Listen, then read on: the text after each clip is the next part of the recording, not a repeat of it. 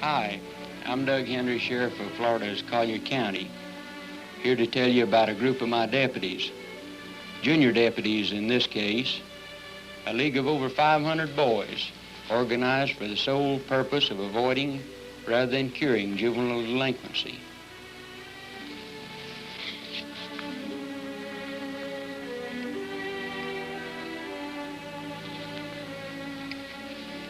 We're proud of the fine record established in Collier County by our young people, but we know that a fast-growing community like ours, we have to work to maintain that record.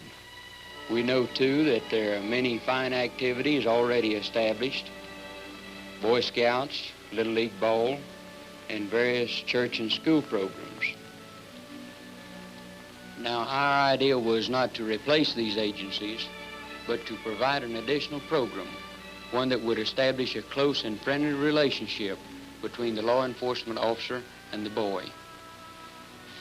Actual planning of the Sheriff's Junior Deputies League began in 1961.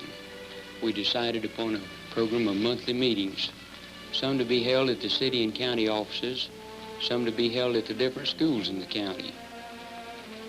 Of course, this plan was developed with the close cooperation of the public school superintendent and the principal of the parochial school.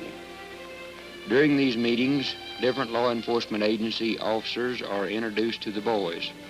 They explain the duties of their agency and the method of performing them. In this manner, each boy becomes familiar with the many agencies in the county. It provides the boys with an understanding and respect for law and its enforcement. We prepared a manual of the Junior Deputies League outlining the standards and rules for membership and basic law enforcement information. After a consent card had been signed by a parent or guardian, each boy is issued a membership card and badge, which makes him eligible for all the league activities, one of the most popular being overnight camping trips. Our special bus arrives at the schools about noon on Saturday, where the boys are waiting with their camping gear. Each must bring a change of clothes and 3 blankets. No knives, hatchets, or any other dangerous objects are allowed. Our camping program is held twice a year with 5 weekend stays during each session.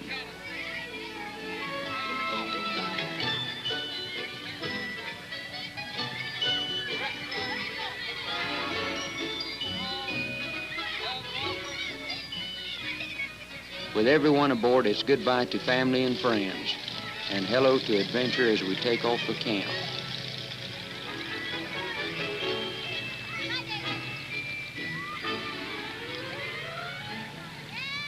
For the campsite, we leased a section of land on US 41 between Naples and Everglades City. Deputies and other interested individuals in business firms donated their labor and equipment during free time to construct the camp itself and the bridge and road leading to it. The responsibility for the safety of 100 boys is not to be taken lightly. Sure, it takes a little longer to unload the bus, walk across the bridge, reload on the other side. It's not that we think our bridge wouldn't support a busload of boys, it's just that we don't want to test it that way.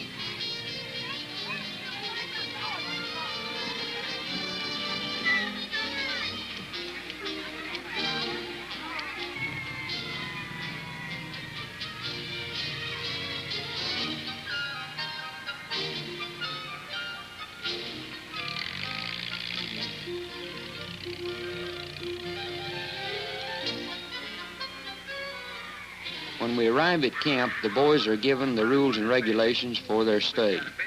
For any offenders, it's a quick trip home. In camp life, it's every man or boy, as the case may be, for himself. The boys busy themselves cleaning out tents, unloading their gear, and making their beds.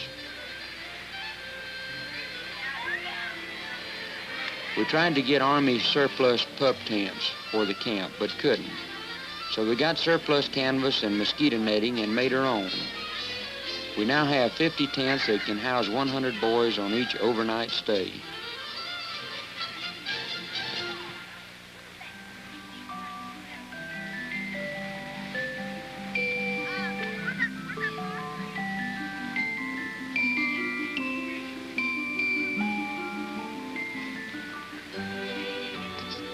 While the boys are setting up, our staff of volunteer counselors meet for another briefing session.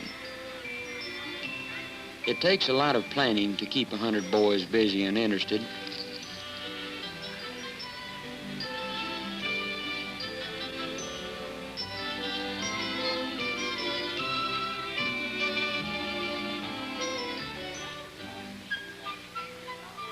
With the camp in order, the boys are told what lies ahead.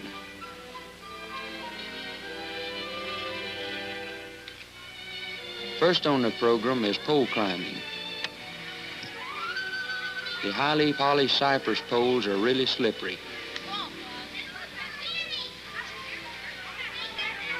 Those who make it to the top deserve the cheers.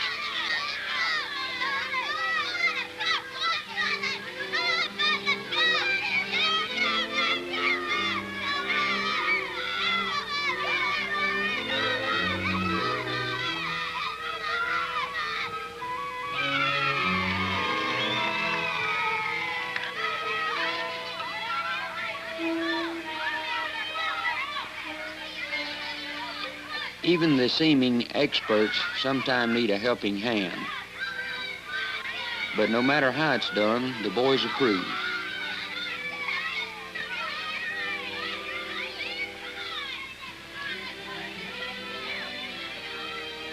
One activity that always makes a hit is the introducing of Lamb, the camp mascot. Actually, Lamb is a vital part of our law enforcement work. A deputy in his own sense, he is loved by all the junior deputies. They listen eagerly as we tell of Lamb's experience in tracking criminals.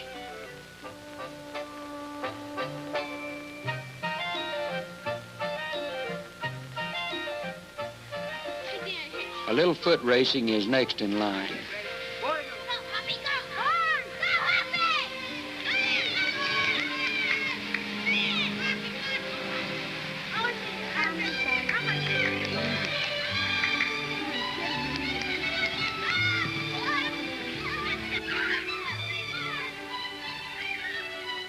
First aid information is important to everyone, and the boys are taught the basics, including the use of a snake bite kit.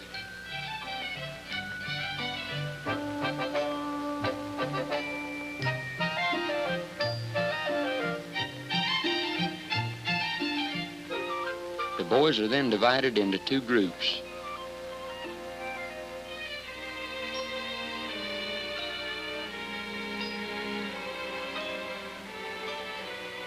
The first group goes to the firing range, where the .22 rifle is explained. Throughout the chamber, checking for obstructions in the barrel. When you close the bolt, push the safety off. When you open the bolt, puts the safety back on automatically. This, as you remember, is your windage gauge. This is your elevation gauge. To adjust these after you've fired on the target to see what target picture you're getting. This is your peep sight, your front leap sight up here. They are taught the importance of safety in handling firearms. Vertical, halfway up your circle, place your target on the top of your vertical sight.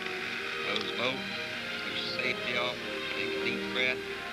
Under direct supervision, the boys are actually allowed to fire the rifle.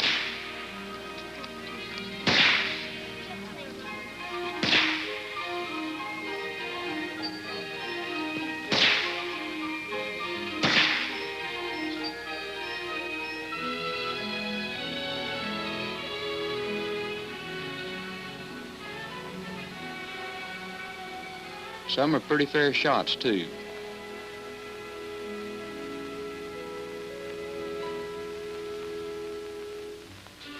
We joined the second group for a swamp buggy ride through Florida's famous Everglades. This is a highlight of the trip for our boys. We believe that the first swamp buggies were built in our Collier County. With their huge tires and low-geared engines, they provide about the only practical way of getting around in the Everglades.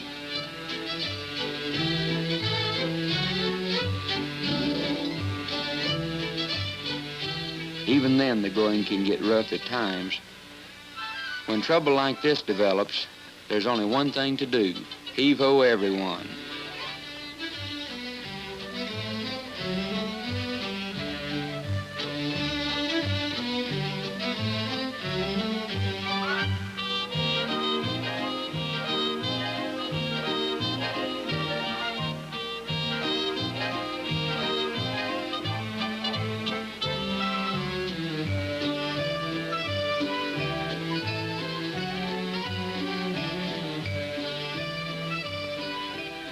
While we've been enjoying our swamp buggy sightseeing trip, there's been some real activity back at camp.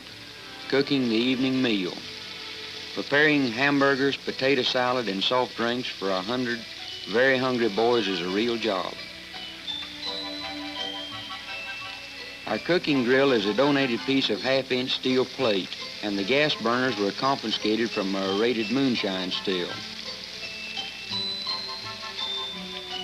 With the smell of hamburgers in the air, it's not hard to locate the boys. No second calls needed.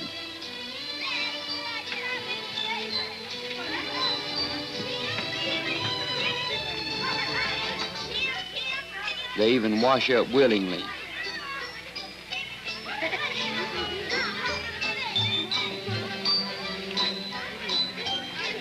What soap misses, towels will always get.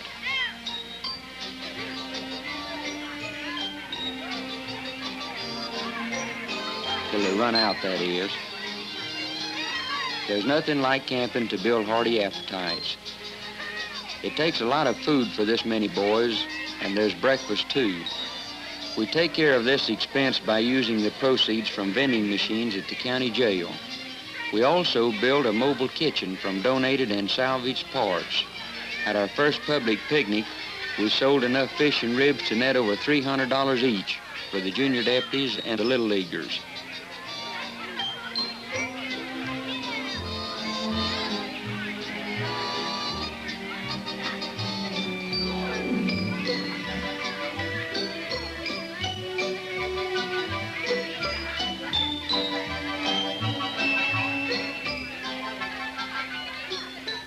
There's plenty here for seconds, even thirds, if you can hold it.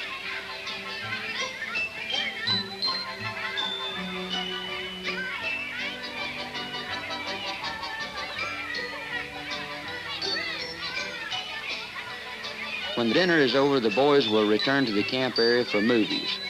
Then at 8 o'clock, it's lights out. After an early breakfast on Sunday morning, a visiting pastor conducts church services for the boys, who are later returned home. You're going to have some more good time today before you get back home. So now let's bow our heads together and we'll pray just before we leave you then to go into your next activity. Heavenly Father, we are thankful that As you have seen, some of our activities are for teaching, and some are for just plain fun. That's the way we planned it, because we want the boys to understand our work as law enforcement people, and just as important, we want them to know that we are their friends. Every trip I make around the county proves to me that we have succeeded. When hundreds of boys wave and shout, "Hi, Doug," I know that I have 500 real deputies. It has meant extra work for the people on my staff, for the people of other county and city agencies, and for many others who help simply because, like us, they believe that a man never stands so tall as when he stoops to help a boy.